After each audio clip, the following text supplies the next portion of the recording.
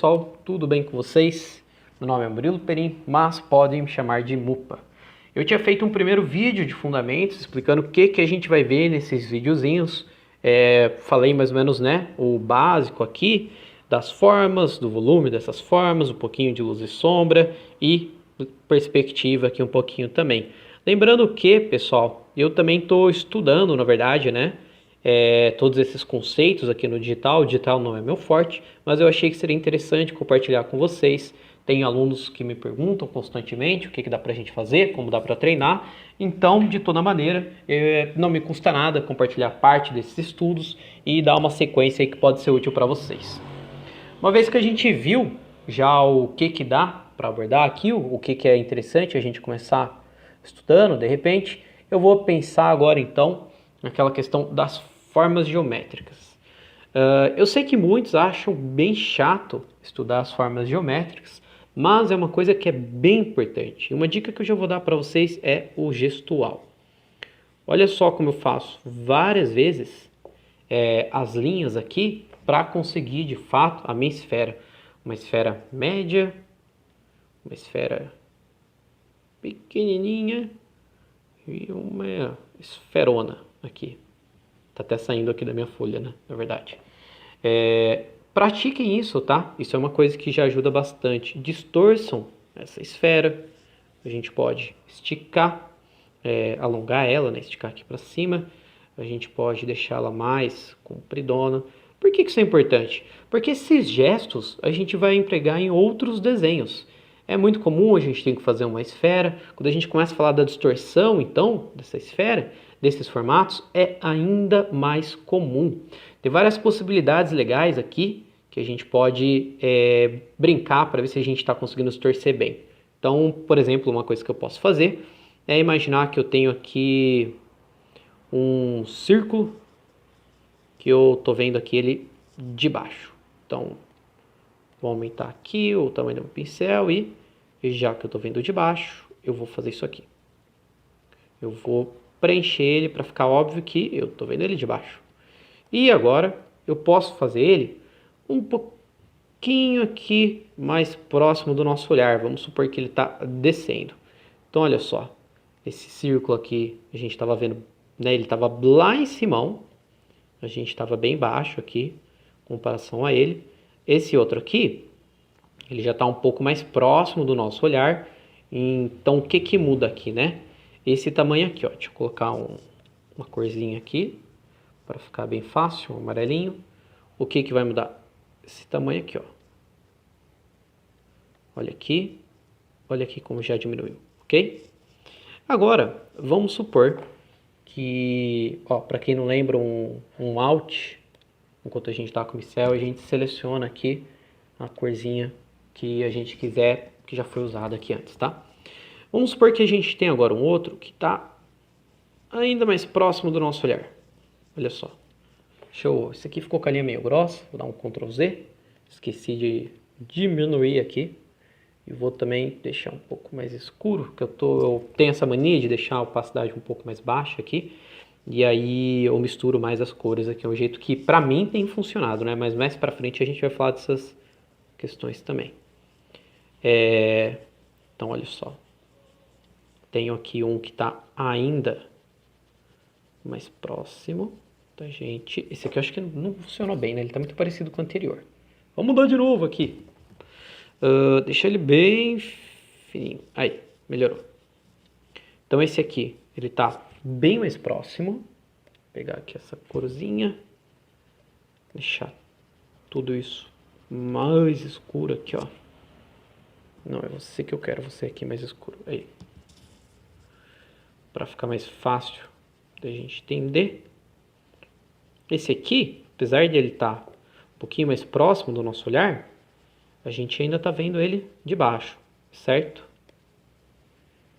Até que chega um ponto onde eu começo a ver ele de cima. Ele passou da altura do meu olhar. Como assim? Vamos supor que diminuiu, Que diminuiu mais. Então olha a diferença deste para esse e agora para esse. Por que isso está acontecendo? Porque o nosso olhar está aqui, ó. Essa é a altura do nosso olhar. Então, o que está aqui para cima a gente vê mais alto, e aí a esfera vai mudando, né, o círculo, na verdade, né, ele vai ficando mais achatado conforme ele está mais próximo do nosso olhar, menos achatado conforme ele está mais distante, e conforme ele vai abaixando aqui, é isso que vai acontecendo. Ó. A gente tem um formato mais aberto, conforme mais baixo ele tá. Então, cadê minha borrachinha? Aqui, tirar aqui essa parte que ficou na frente do outro. Olha só. E aqui vai acontecer o último, né? Vai acontecer a mesma coisa. Deixa eu baixar aqui um pouquinho. Que aquele lá de cima, ele vai ser um pouco mais largo.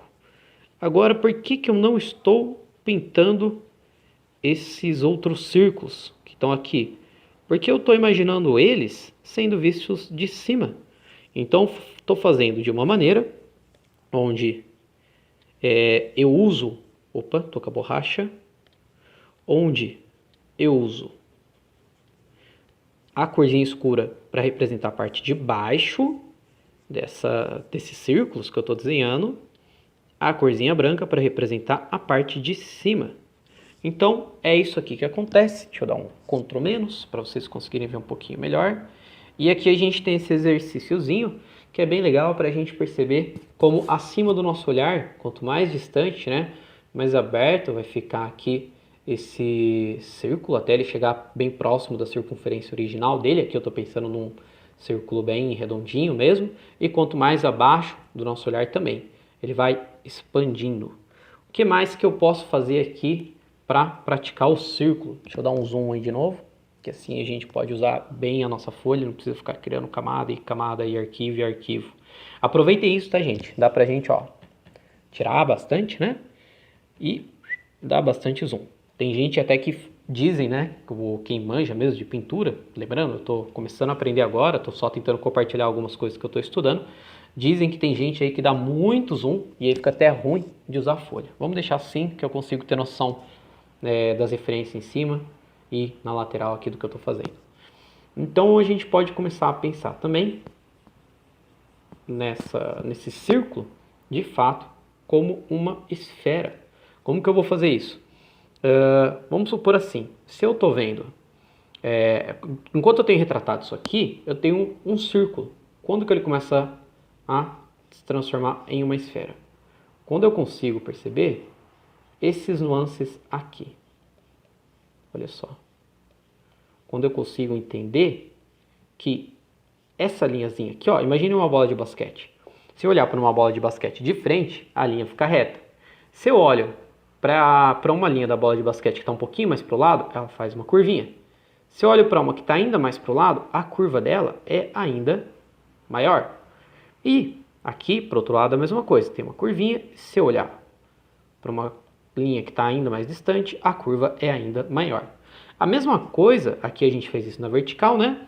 A mesma coisa acontece se a gente pensar no ângulo dessa esfera na horizontal. Então, a linha aqui central, né? Ela parece estar reta. Subiu um pouquinho, está inclinando para cima. Subiu mais, está mais inclinada. Veio aqui para baixo, inclinou um pouquinho para baixo. Veio mais para baixo, inclinou aqui mais um pouquinho. Então, isso aqui é o que começa a dar um volume tridimensional.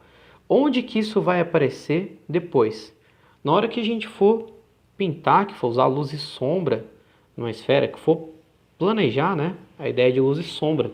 Então, por exemplo, lembra aquele exemplozinho que eu dei no primeiro vídeo, onde eu tinha a luz vindo aqui? Por que eu não faço em linha reta? Essa linha agora que vai dividir onde a luz toca diretamente a esfera e onde ela já não aparece direito. Porque eu posso imaginar que existem, né, esses ângulos. Por isso que vai fazer muito mais sentido se eu pensar nessa curvinha aqui.